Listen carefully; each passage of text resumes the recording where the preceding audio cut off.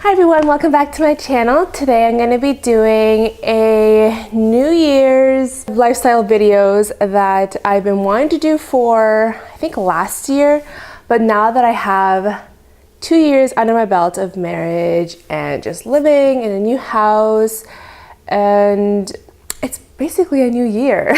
I want to record a couple videos during this third trimester of pregnancy that I have, just so I can have some content while I'm at home with the baby. These are the type of videos that I would like to see. So today's video will be about how to be a chill bride on your wedding day. It's gonna take some time, some patience. My first point, which is try to have more patience.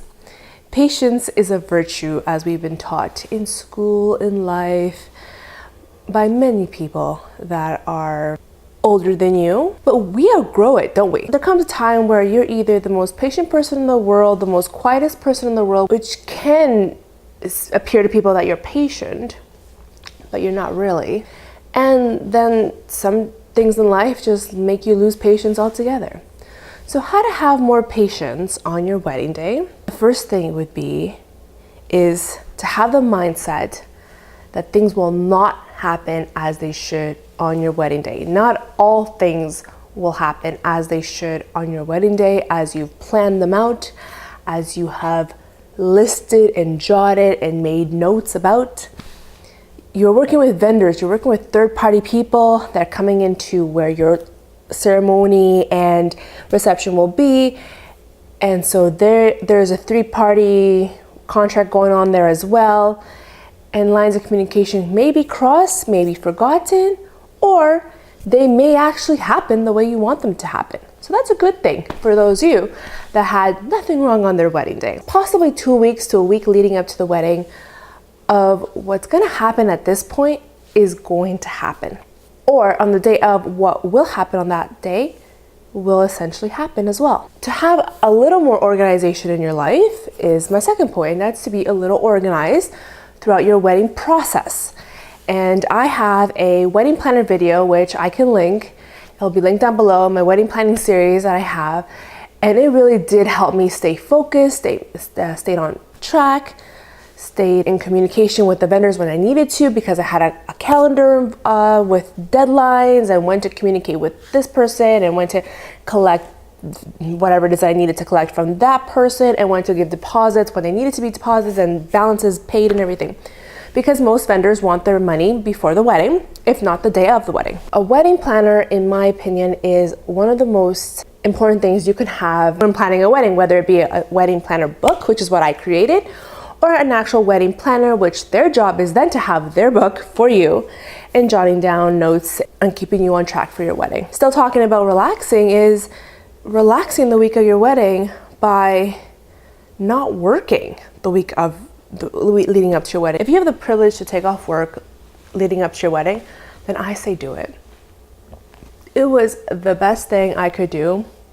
I actually decided to take off work starting the day that my family was coming in from out of town. So I had a lot of people coming in from out of town, and my family from the States specifically was going to stay a significant amount of time. And so I wanted to be present to them full time and available to them full time while they're here, celebrating with me, and as well as enjoying the amenities and the tourist areas that my city has to offer to them. And I also decided to take baths.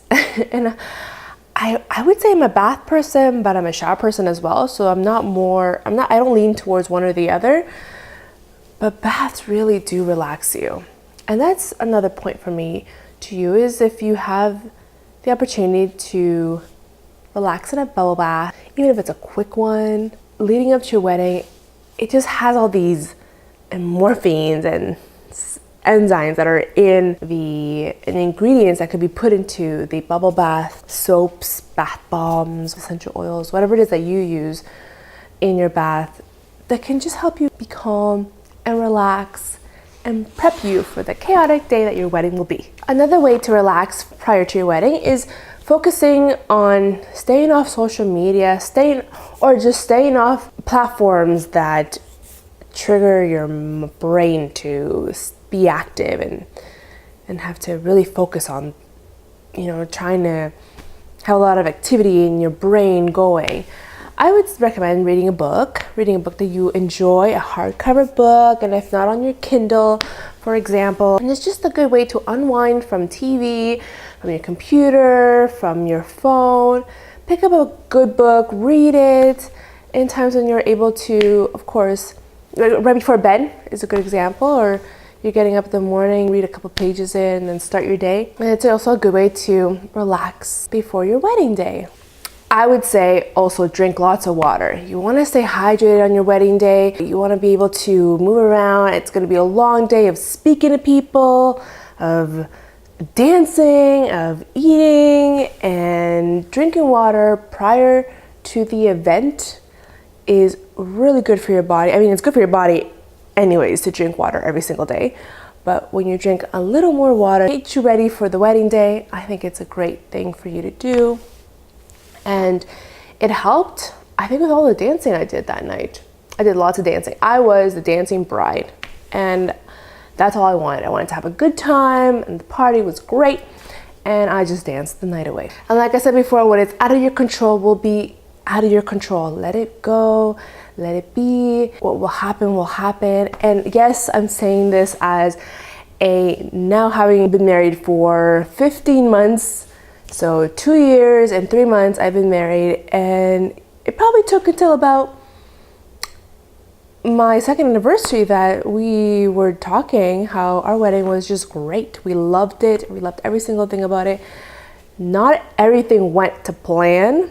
I paid vendors to make a certain type of item, and it was not as we had discussed in the meetings, and we had tried in the meetings, and we had etc. But it happened, and it was not the most significant thing of our wedding. Our wedding was to get married to one another, to myself and my husband. We got married, and that was the most important thing. Being at the church where we got married with our family and friends that cared deeply about us, that took the time out of their day to come and witness our union, meant the world to us. That was it. The vows to each other, that was important. It is the actual union, or the actual ceremony of becoming a union as one, is really what it was all about for us. And so we enjoyed our time. And probably the week after the wedding, lots of things came out in the open. Things were said to us about what had happened, about so-and-so and such and such. And then of course we discovered the vendor miscommunication, or just the fact that it wasn't done to how we had discussed in our meetings. And we were a little upset, but you know what, today, do we care about that? No. So I'm telling you, you will not care about the little things that happen that at the time may seem big, because you are now married and will be married to the love of your life, to your partner, to your best friend, to the person that's going to support you for the rest of your life. And that's all that matters.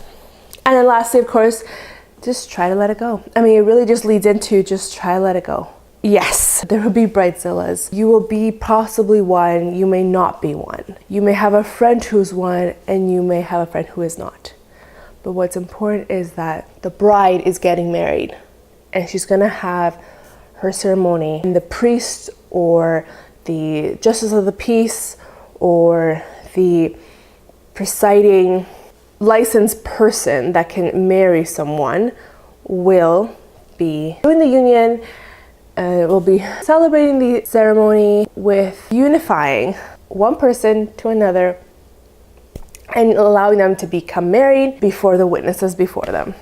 We are so excited for you. If you're watching this video and you're getting married and you're planning a way, or if you're watching it years after you're married like I am right now, and just wanted to share my personal thoughts with you so that you can be a calm and chill bride on the day of. It will be hard at first to think, how does she expect me to be chill on my wedding day when there's so much things going on, there's so much money being spent on this one day. It is one of the biggest events in your life. I totally get you.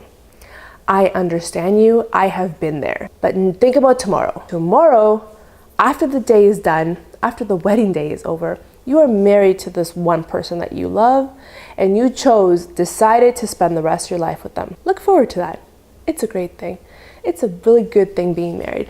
Join the club. The marriage club is the best club you can be a part of. Everything's just better and peachier on this side. And you may have your own personal opinion about marriage. It could be just simply a common law union, which is still considered a quote-unquote marriage in some states and some provinces. Well, here in Canada, it's considered, after a certain period of time that you're living with someone, a common law marriage and a common law union, and you still have similar benefits to those couples that are actually married and had the ceremony and have a marriage license. Being married is a good thing. I would love for you all to feel the same love that I have towards my husband and he has for me, because this club is awesome.